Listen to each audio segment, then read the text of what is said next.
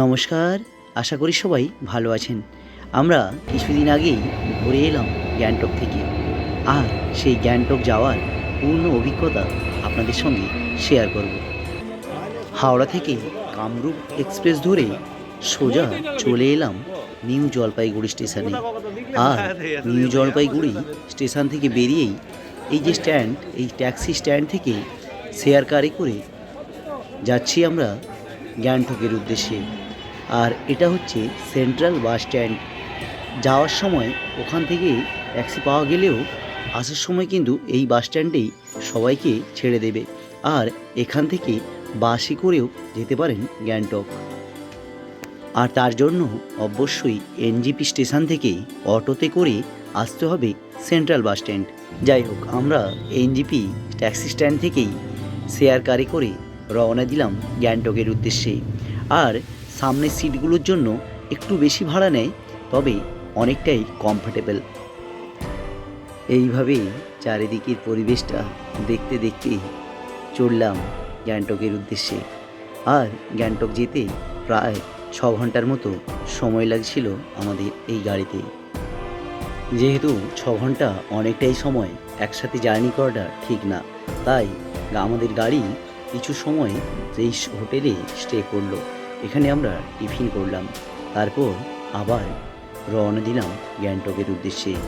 এইভাবেই পাহাড়ে টানেলের মধ্য দিয়ে আমাদের গাড়ি ছুটে চলল আরও 3 ঘন্টা।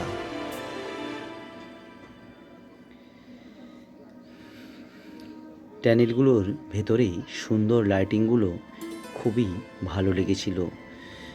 সময় মতোই আমরা গ্যাংটকে পৌঁছে গেলাম। এই হলো আমাদের গ্যাংটকে হোটেল। গ্যাংটকের এই হোটেলে আমরা 3 রাত্রি থেকেছিলাম। যাওয়ার দিন প্রথম দিনটা আমরা বিকেলবেলা বেরিয়ে পড়লাম গ্যাংটক বাজারের উদ্দেশ্যে, এবং তারপর দিন গেলাম নাথুলা ও হরভজন বাবার মন্দিরে, এবং তার পরের দিনই আমরা নর্থ সিকিম অর্থাৎ লাচুংয়ের উদ্দেশ্যে রওনা দিলাম। যাই হোক, আমরা ঠিক বিকেলবেলায় বেরিয়ে পড়লাম গ্যাংটক বাজারের উদ্দেশ্যে। ট্যাক্সিতে আমাদের হোটেল থেকে 5 মিনিট কি 10 মিনিটের দূরত্বে এই গ্যাংটক বাজারটি অবস্থিত। আর এখানে একটি সুন্দর মন্দির রয়েছে। এই বাজারে কিছু সময় কাটালাম, একটু কেনাকাটার পর গেলাম ওই মন্দিরে।